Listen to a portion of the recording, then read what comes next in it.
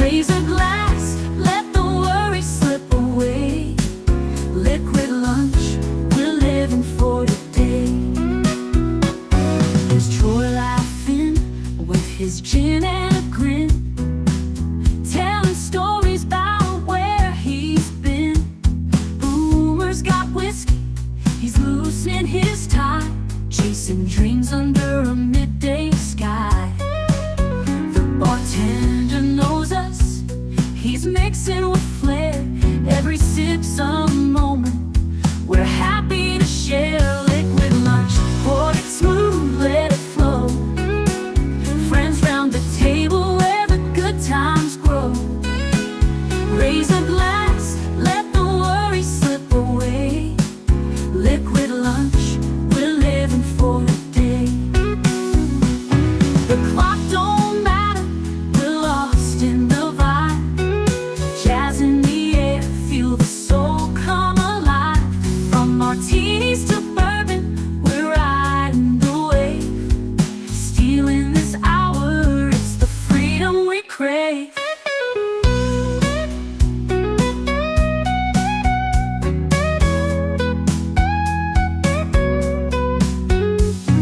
Sun's still shining, but we're in our zone. This bar's our shelter, our temporary home.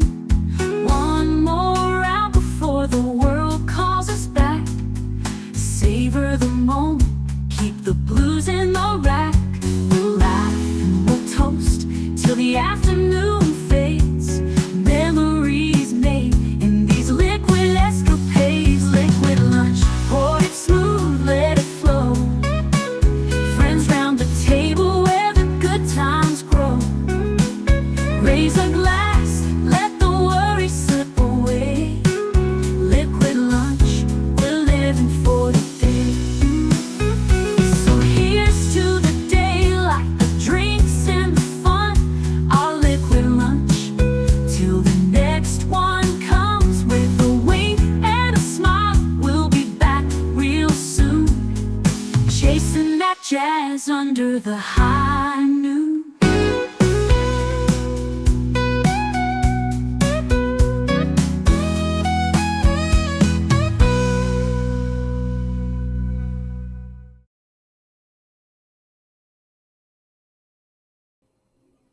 Salute and welcome. Happy weekend. Let's be honest. Even if you're at work and it's your lunchtime now, the second half of the day is pretty much just running out the clock, looking forward to the weekend. So happy Friday to everybody here. I hope you're all doing well. Of course, you guys make this all happen. Talk about someone who makes it all happen. There's Netter, the love of my life. She says I'm the love of her life. After 33 years, I hope so. For her sake, I hope so. Otherwise, it would have been a pretty miserable 33 years. Salute. And she says to like, share, subscribe, become a member. Yes, please do.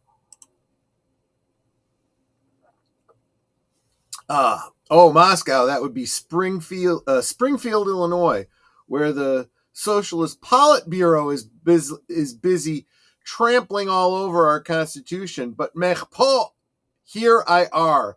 I'm watching trains on orders of the lady of the house. She said, get the hell out, right? That's what she said. I get you.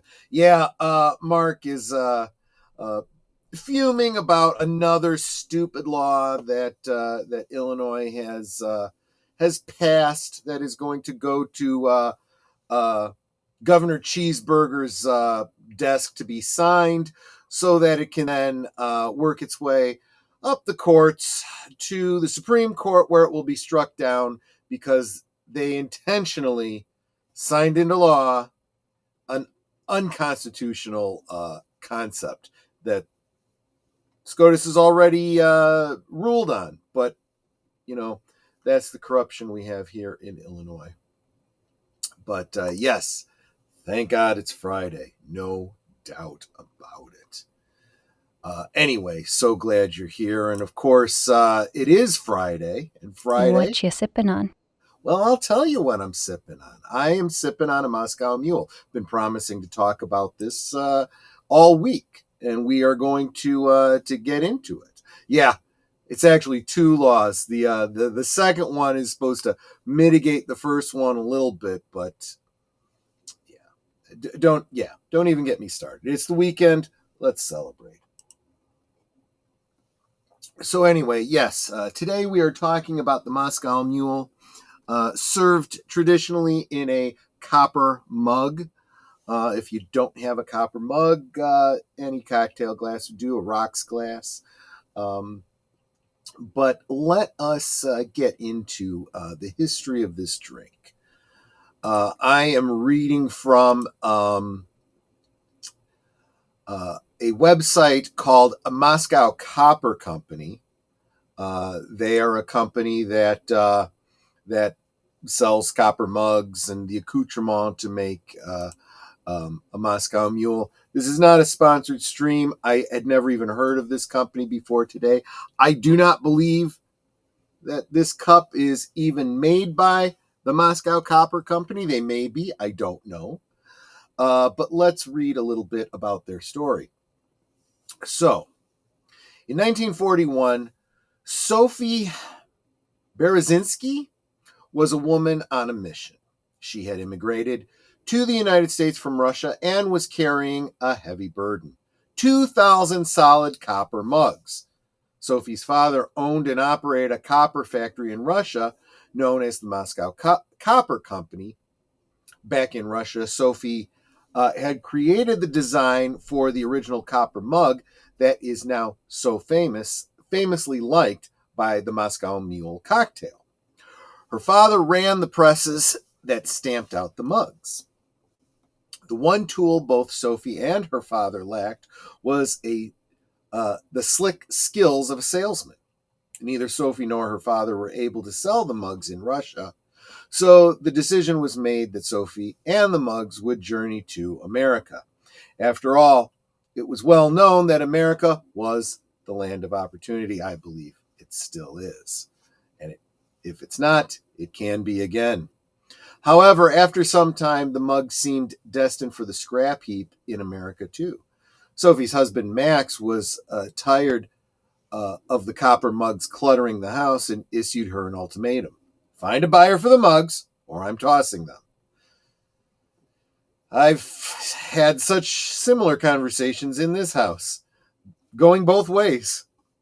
Sophie couldn't bear to see the solid copper mug she had designed and manufactured with her father end up in a landfill. She began desperately seeking out a buyer, walking door to door in Hollywood in search of a restaurant or lounge owner interested in the mugs. During one of her long days in search of a buyer for the mug, fate intervened, and the famous Cock and Bull pub on the Sunset Strip. Sophie walked into the Cock and Bull pub and at just the right time, on the right day in 1941, to help create a cocktail America would fall in love with. John Martin had purchased the floundering Smirnoff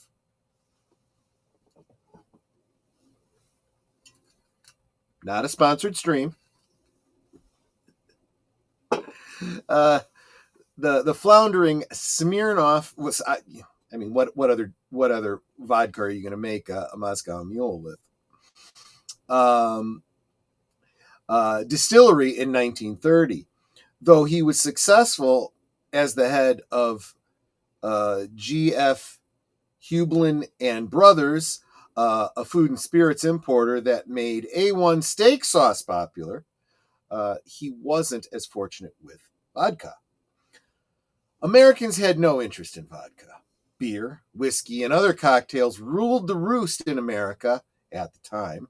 Jack Morgan was in a similar bind. He, as owner of the Cock and Bull, he was trying to introduce Americans to his own brand of ginger beer. The two men were already good friends when they met at Morgan's pub to drown their woes. As the duo lamented their lackluster sales and sought redemption to their respective products, in walked Sophie with her solid copper mugs. As Sophie would tell the story, the trio spent hours developing a drink that would bring together the fuzzy nature of the ginger beer, the punch of the vodka, and the cold properties of copper to create the next great cocktail.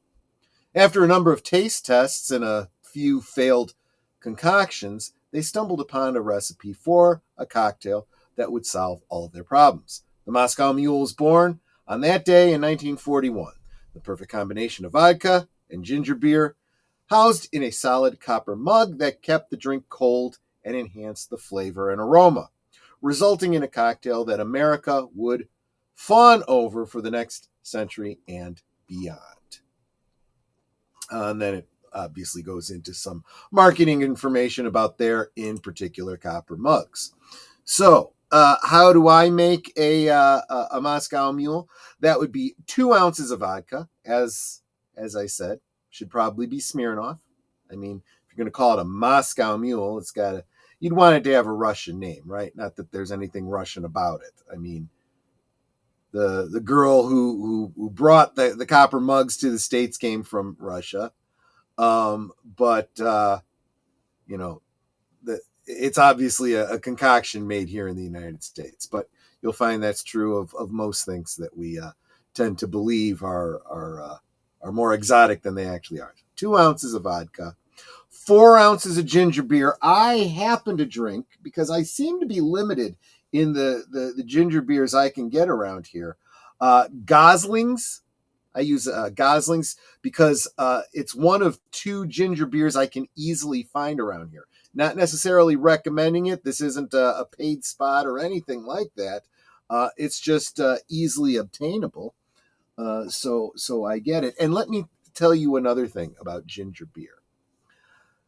Ginger beer makes a great mixer, especially in a Moscow Mule.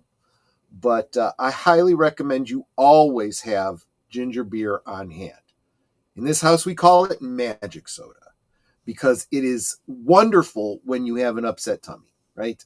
Your mother may have given you 7-Up, ginger ale, or even a Coca-Cola, right?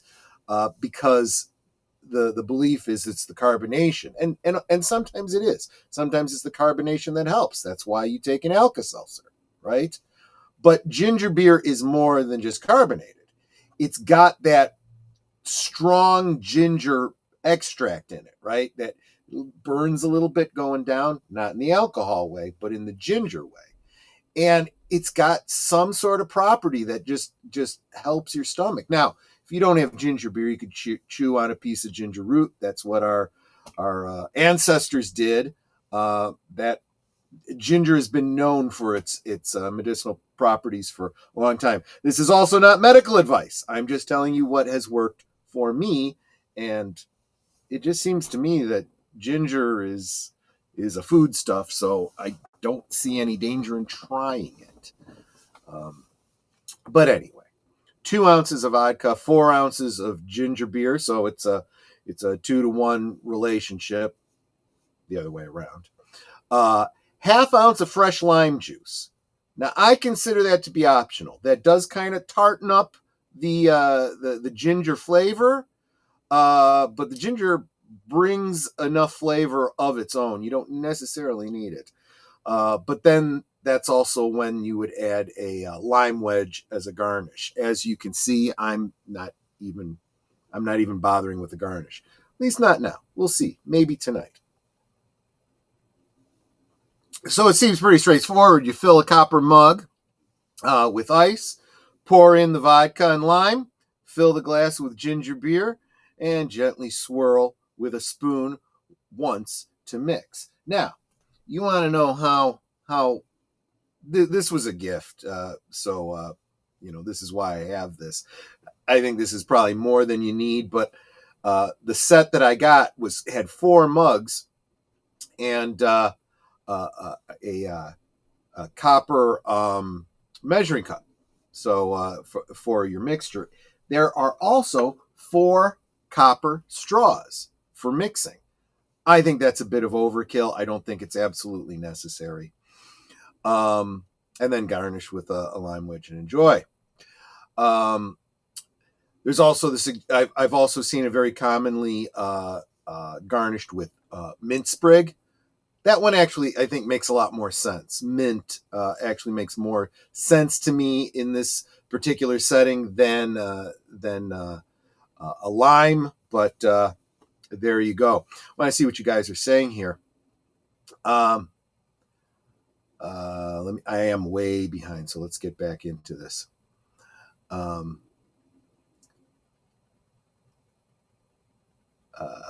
Let's see. Oh, Woodka. Great Terran liquid spice. Yes, exactly. It brings enough of its own heat, right? Saying hello before my nurse arrives. Ah, well, ask your nurse what she's sipping on too. Black Fatigue Kevin. Yo, what's happening? Eating a cheeseburger and drinking a beer before going back to work. That's the way to do it. That sounds like a Friday lunch. That sounds really, really good. My preferences is Coors Light. Okay, fair enough. First time I had Coors was in San Francisco, visiting some family there one time. Had never heard of Coors before then.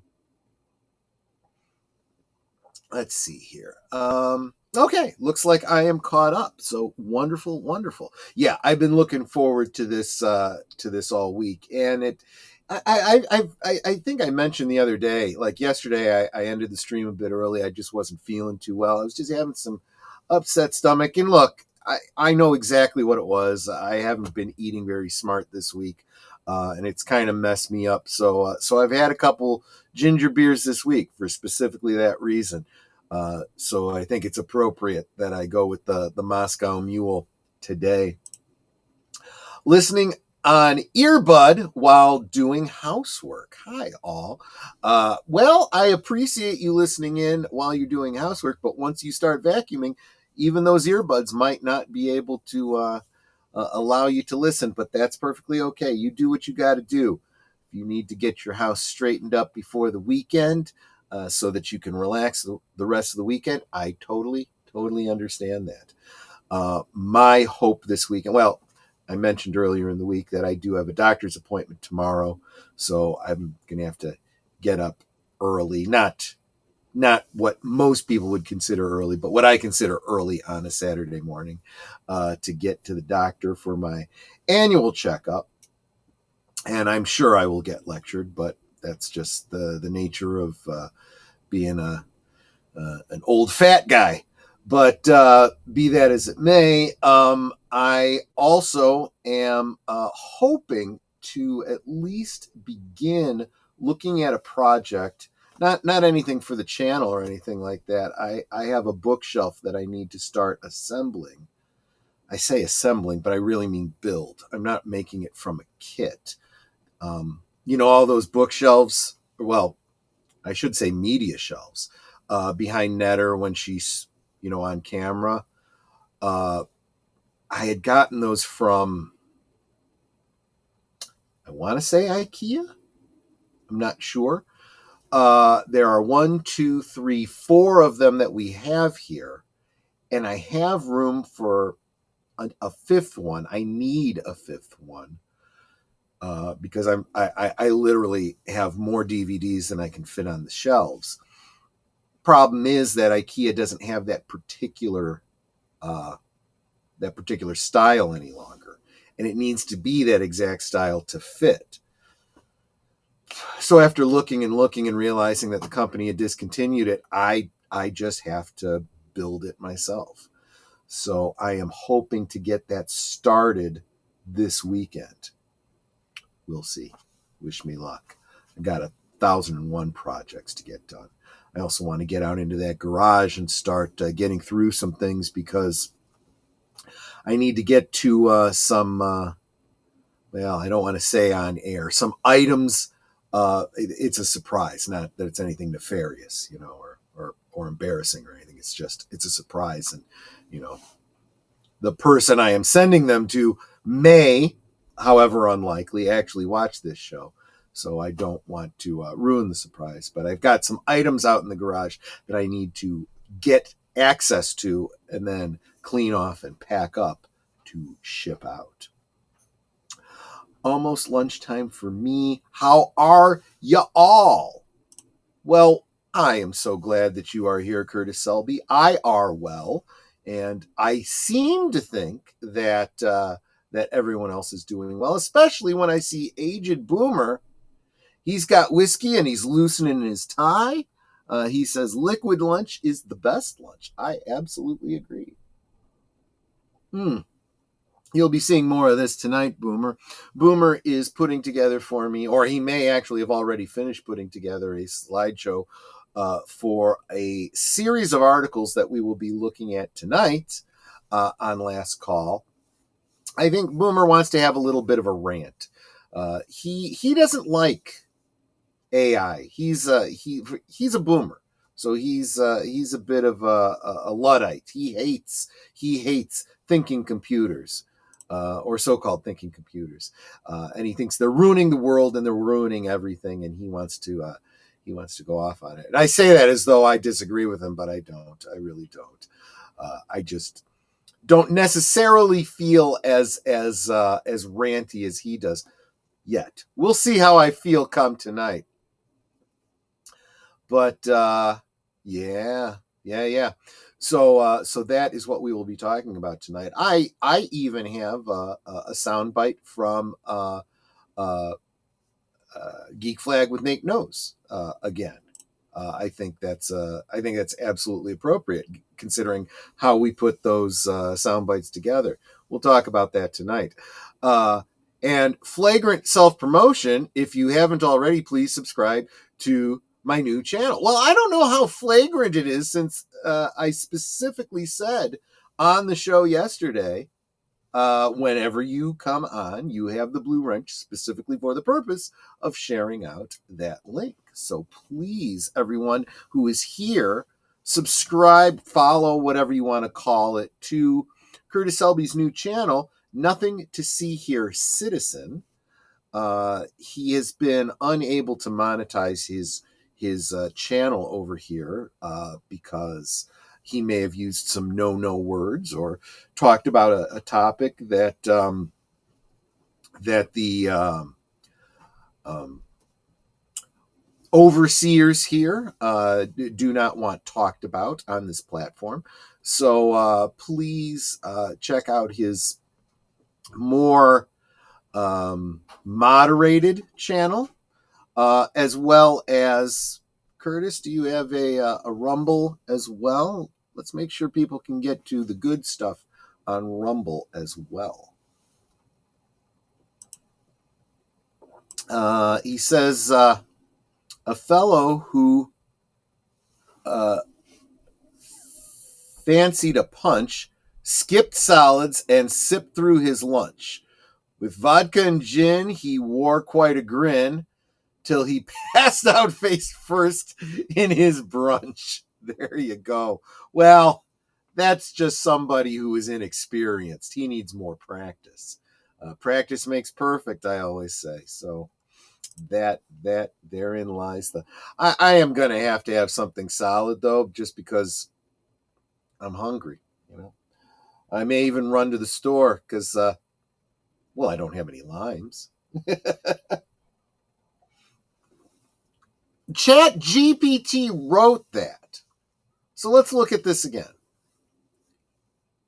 A fellow who fancied a punch skipped solids and sipped through his lunch. With vodka and gin, he wore quite a grin till he passed out face first in his brunch. As a limerick, that works. I mean, it's got the right cadence. It's got the right number of syllables. It rhymes. It's better than what I think most human beings could do. So I'm not even mad at that. Honestly, I think the people that should really be concerned are I don't want to get I don't want to bury the lead or whatever, because we will be talking about all of this stuff tonight. But I understand the concern that the voice actors have. this whole idea of I hate calling it AI, and we're going to talk about why, because it's not AI. Actually, I think Nate put it pretty well, and when I get to his little sound clip, you'll hear it virtually in his own words. But what they're doing with computer generated voices is pretty incredible, but inconsistent given the tools that the average person has access to. Now, if you are using a voice generating tool that you have direct control of, and you can, massage it and whatnot, there's people that know how to moderate and massage the way that the computer thinks. And so like right now, if I wanted to generate a piece of speech, I could take the Gettysburg Address, drop it into the voice generating program, and it would spit it out, but it's got all kinds of different intonations. It has no idea what I'm looking for. In fact, let's be honest with you. If you were a voice actor and I gave you a script to read, you would look at it and you'd have to think, how is this? And you'd probably read a whole script. You'd see it in context, so you would know if the character that you're reading is afraid or anxious or angry, and all of those things matter. But when it's just a sentence that you're giving to or some larger piece of script with no context, the computer looks at it and just randomly decides how it's going to do it. And sometimes it does quirky things, like it puts a question mark, the raised inflection at the end, turns it into a question when I did not put a question mark at the end of it. It's bizarre. And they charge you by the word. That's the killer part of it. And really, really bothersome. Because if you have a piece of text and you have to keep regenerating it to get a better tonality out of it, you're kind of wasting words. So there's probably no impetus for them to get that fixed for us anytime soon. But as time goes on, I'm sure we'll learn how to massage that kind of stuff ourselves, and we'll see. Boomer says ChatGPT wrote that limerick for him in 5 seconds. There you go. And I want to say hi to PJ of Orville Nation. Welcome, my friend. It was good to see you and to chat with you recently. You are a wonderful supporter of mine personally, as well as the channel. I wonder how AI would work with Klingon Hole with all the pronunciations. All it would take is it needs a large sampling of different people with good pronunciation of Klingon. If it got that, it would be spot on. It really would. The other thing it would need is, and this is what most language models don't have, and that's the hard and fast rules, right? So the best way to do it is to think about the AI generated art, right? Some elements are so realistic, you would think it really was real. And then when you start looking at the details, you start to see the 6 fingers or the arm that's bent the wrong way, or, almost invariably, the background is overly blurry, and things like that, because the computer is literally looking at the sum total of the internet, visuals, and it has no concept of depth perception or the anatomy of a human being or any of these kinds of things. It takes an average of all of it, throws it together, and that's what it spits out. And it's actually doing a pretty good job just with that alone. So imagine if someone, and people do this, people that know how these large language models works, go in and massage and say, okay, the prompt you received needs to be limited by the fact that a human has only 2 arms, 2 legs, 10 fingers, 10 toes, puts all the limitations that the physical world puts on things, right? And in so doing, you have less and less and less of those things until you eventually get to the point where you really can't tell the difference.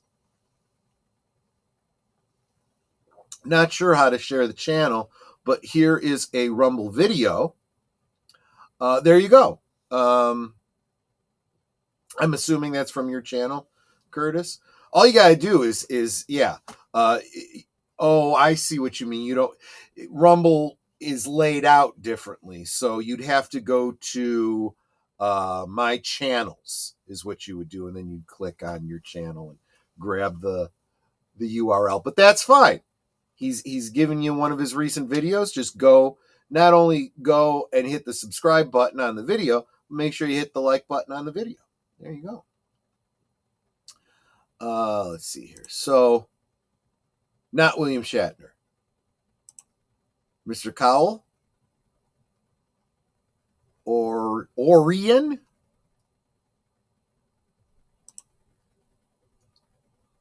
Unibrow and no eye. Yeah, that happens too. That's the other thing. With the language things, they've gotten better and better and better. So you get good pronunciation in the language you're writing in. But then when you use a foreign word, or you use a word that is not common, a form of jargon, you might have to spell it out phonetically for the generator to be able to pronounce it correctly. And I've had to do that a couple times. This is a project I am gonna get back to.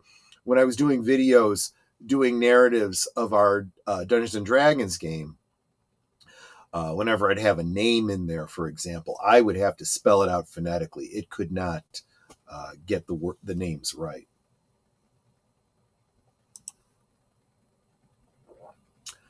I saw that in a previous Dos Equis ad a couple of days ago. Nightmare Fuel. Yeah.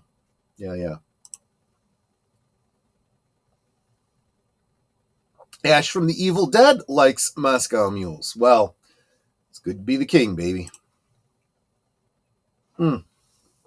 Yeah. So let's see. Where else was I going to go from here? That was really all I had to talk about. I generally intend my Friday talks to be on the shorter side because all I'm talking about is the drink I'm going to be drinking that night. So you know where my head is focused on a Friday, right?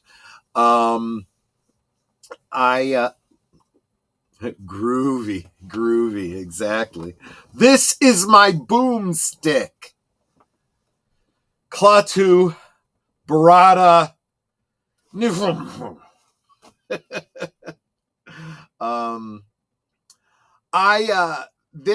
I love everything that I've ever seen Bruce Campbell in, except he was in the sequel to Waxwork. Waxwork was a horror movie that just hit me right at the right time. It was like lightning in a bottle for me. I'm not saying it's the best horror movie, but the story of it really fired up my imagination. Among other people that are in the movie is Dana Ashbrook, who plays Bobby in Twin Peaks. It was a mostly serious horror movie. So when they did a sequel to it, and they recast the last girl with someone who looked and sounded nothing like her,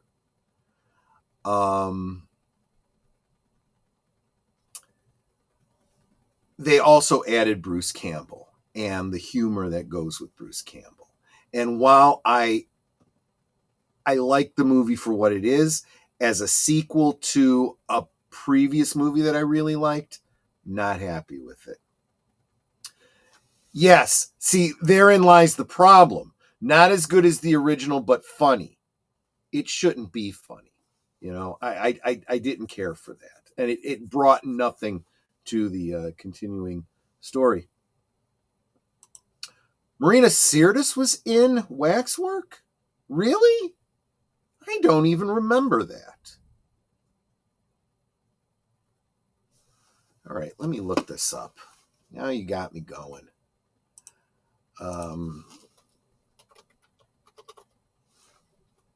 Let's see. Waxwork, 1988. Yes. And the main actress in it, Deborah Foreman, beautiful, beautiful woman. At the time, and the way she played the role reminded me a lot of what's her name? Reminded me a lot of Cheryl Lee from Twin Peaks. It wasn't her, but it really looked like her. You would probably know Deborah Foreman best from the movie Valley Girl. And they recast her with someone who was taller and didn't look or sound anything like her. It was strange at best. Let's see. And really had nothing to do with the Waxwork. Yeah, exactly. It is one of the frustrating things that I find about the horror genre. I'm eventually going to do a stream or a video or something specifically about the Hellraiser franchise and my experience with it.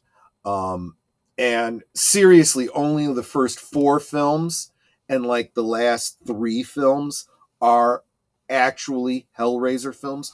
All the ones in between had nothing to do with Hellraiser. They just stuffed in Bradley as the Hell Priest, just so they could slap the Hellraiser name on it. And each of the films was decent enough as a horror movie. I think it would have been better if it hadn't been marketed as a Hellraiser movie. Just make it something else, make it its own thing. But then who would have ever heard about it or ever seen it if they didn't see? So it's 6 of one, half dozen of the other. And I feel like this Waxwork series sequel, did the same thing. It was a story that did not have to be tied to the previous movie. Probably would have been better if it hadn't been. But there you go. So that's Waxwork. And then Waxwork 2. Lost in Time, it was called. And I do have both of these on, on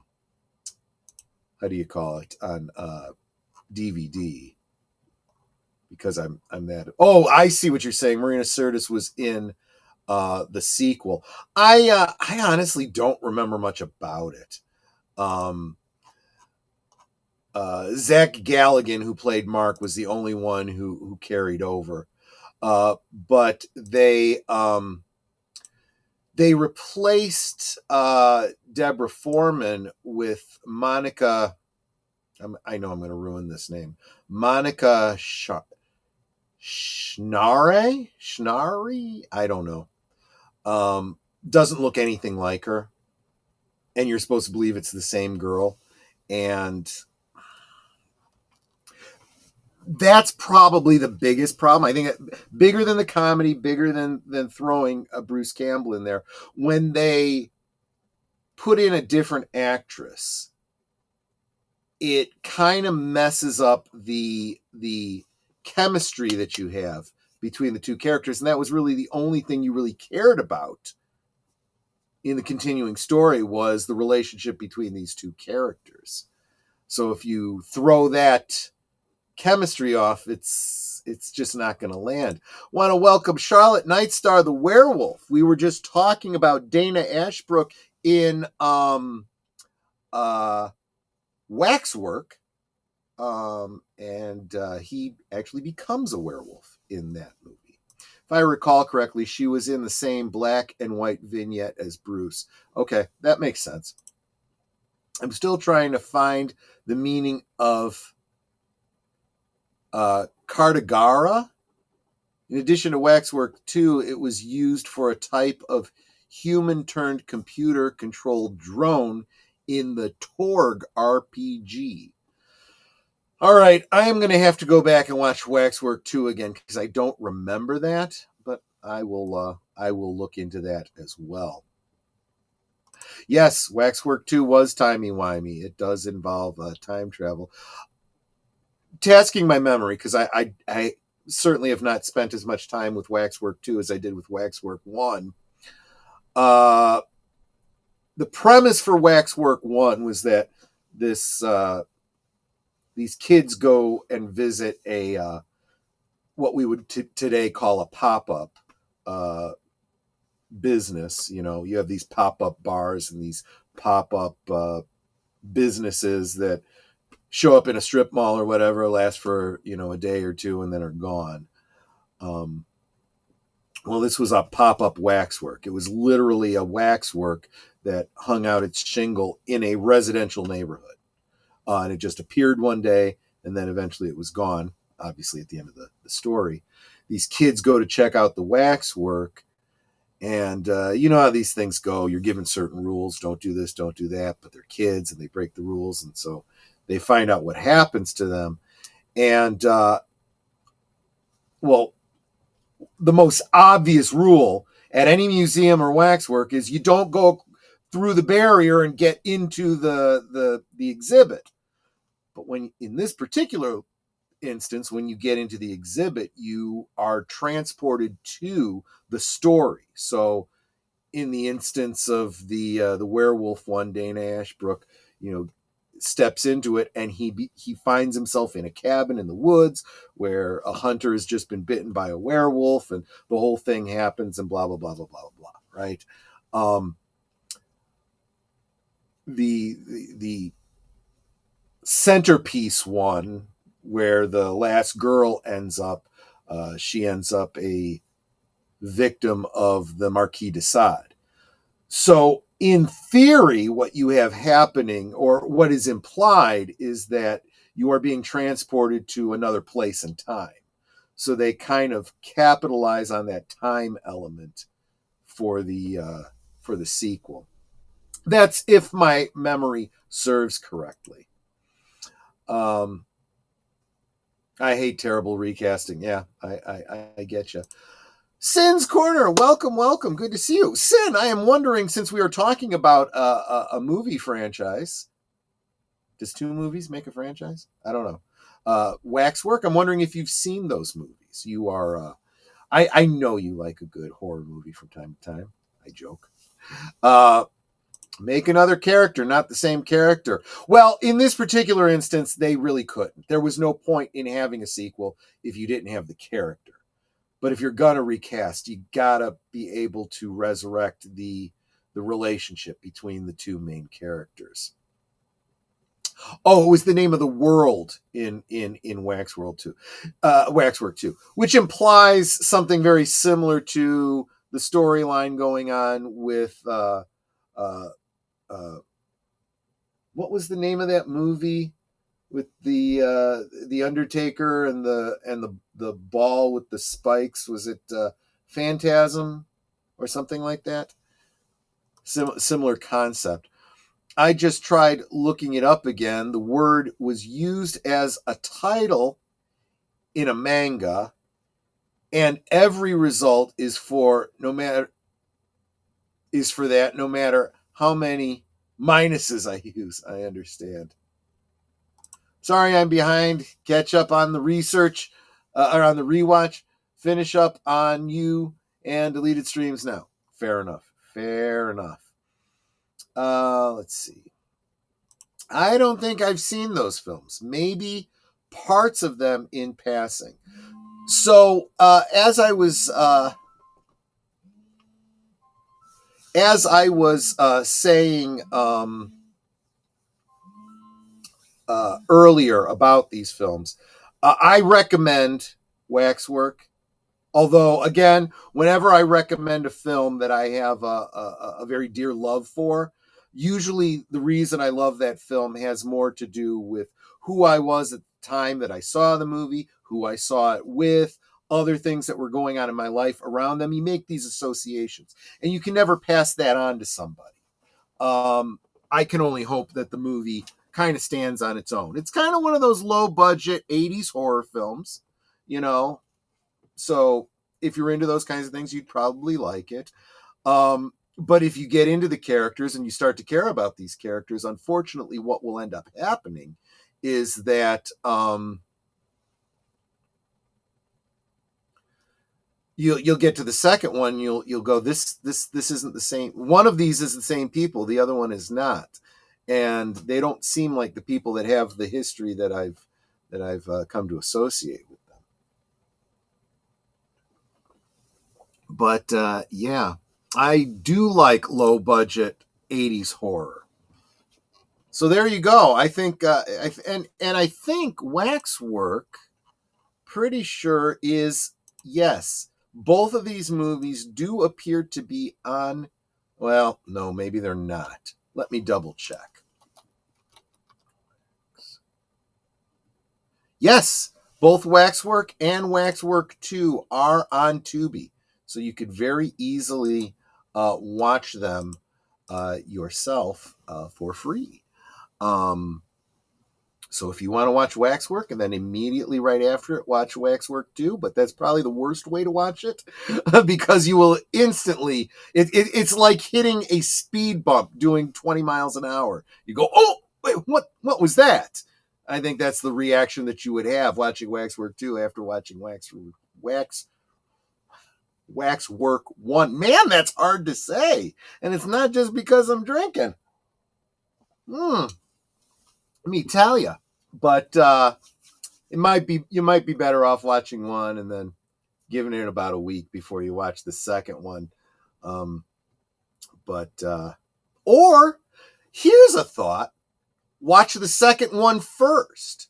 I mean, it might not make much sense because you won't know what went before, but it doesn't really matter. The story kind of stands on its own. And knowing where the story leads to, I don't think ruins the first one. I mean, I think everyone knows by this point.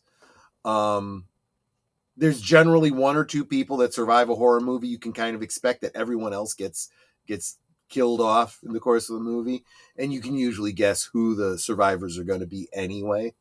So I don't think we're talking much of a spoiler here for anything. Hey, Maria with T and Telly just saw her most recent post, Francesca, talking about a new kitty cat that she brought home. You should definitely go check that out.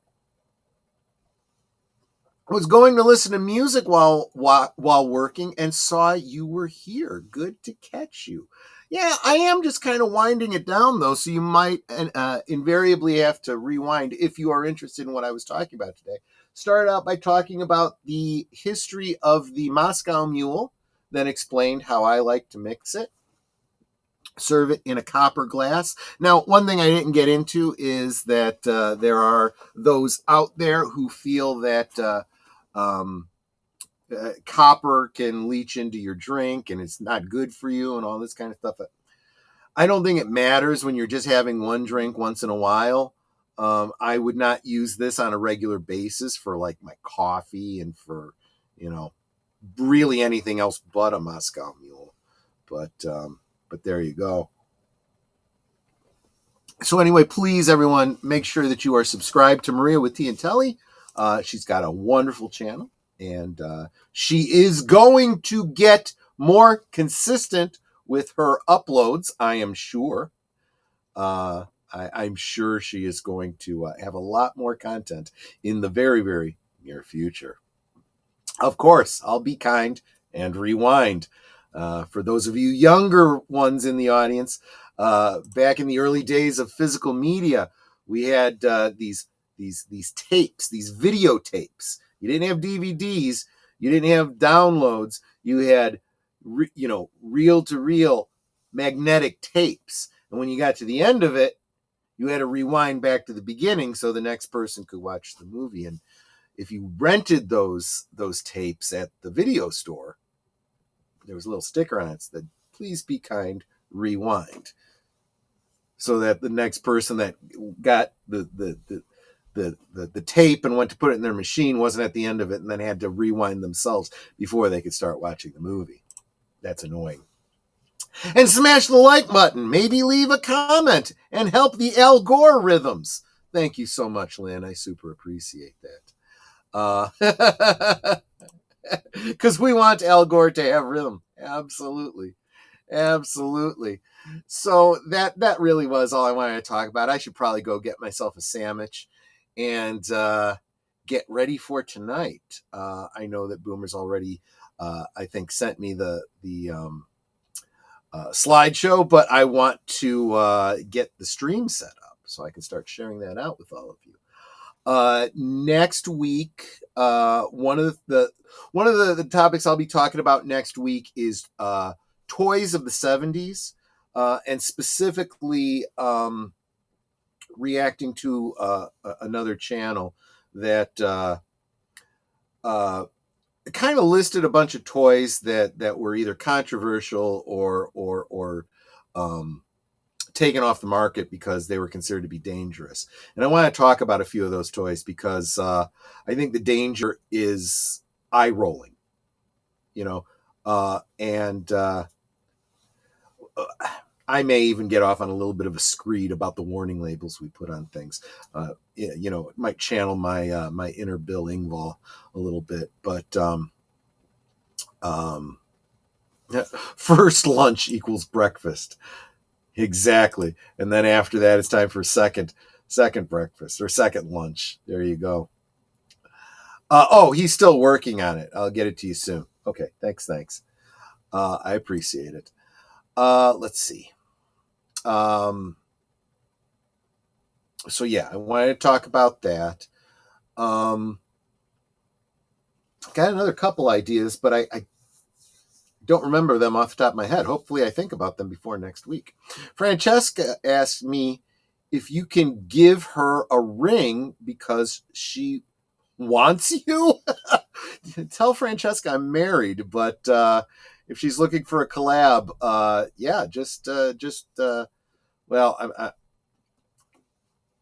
I'll get her number from Netter. I'll get in touch. Hey guys, I just finished a bowl of spaghetti. There you go. Pasta is a great booze sponge.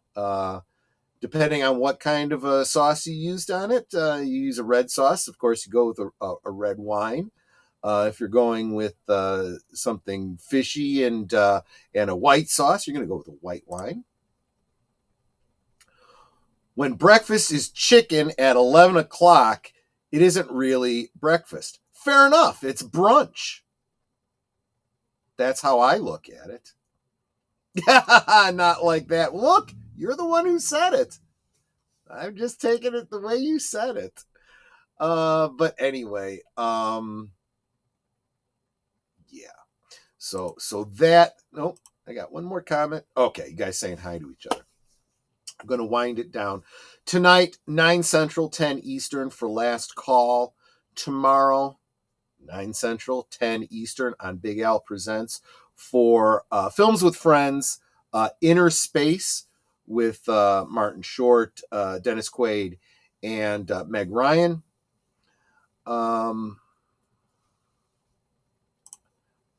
Troy, that was a what about chicken and waffles?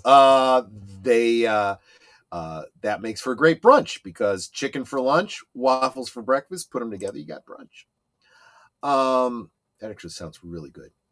I need to get a DVD of Inner Space. Yep, absolutely. Hopefully you can watch along with us tomorrow night if you are free tomorrow night.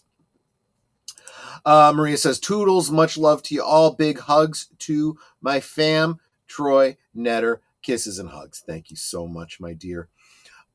Sunday, of course, Geeky Geezers at 8 Central, 9 Eastern.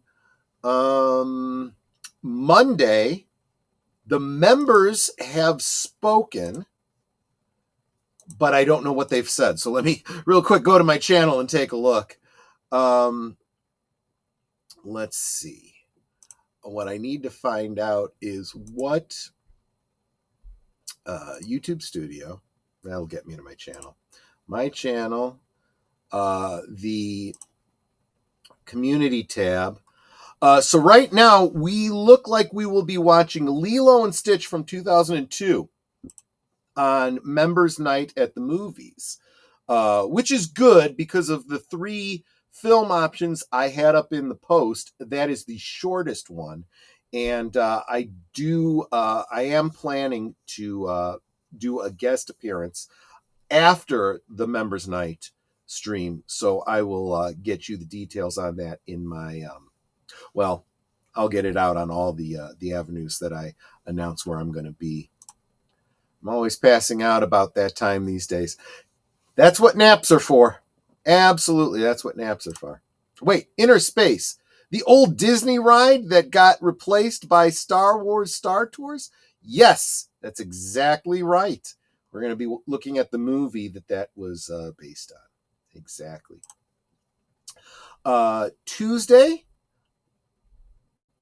live from Sparkwood in 21, but I don't remember talking to Deleted Scenes about what we're going to be doing that night specifically. So I have to get back to you on that one. Followed by the next episode of Blake 7. That's Tuesday, and that's most of the week. The rest of the week after that, we're still trying to iron out. But you guys know when the regular shows are, and if you don't, make sure you hit that notification bell so that when I go live and my theme music starts playing, you have time to get in here. And that's pretty much all I had for you today. I hope you guys can join me tonight for Last Call. But even if you can't, I hope you have a wonderful weekend. I hope that you have fun, that you... One of the main things I remember about Inner Space was that baby was far too advanced in the womb for how she looked on the outside. Technically a spoiler, but it's a spoiler for a 35-year-old film, so I'm not going to hold that against you. Yes, but they did that, so that it wasn't just, some little thumb-sized tadpole, I mean, that would have looked kind of weird. They wanted you to know that it was a baby, but almost 40. Thanks, Lynn. I appreciate that. Now I feel old. I need to drink. Anyway, I thank you all so much for coming, hanging out, sharing your Friday lunch with me. It's always a pleasure hanging out with you guys. And that's what I'm looking forward to. Yes, it's not just a mass of tissues. Exactly right. You are exactly right. So thank you, everyone. Have a wonderful one. Hope to see you later tonight. But if not, whatever you're doing, I hope you're having fun. Take care of yourselves. Stay healthy. Bye-bye. Goodbye. Hope to see you again real soon.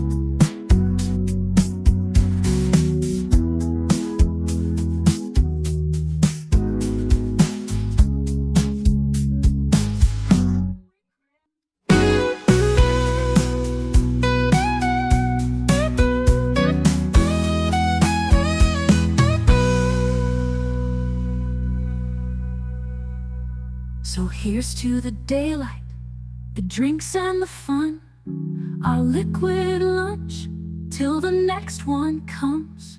With a wink and a smile, we'll be back real soon, chasing that jazz under the high noon.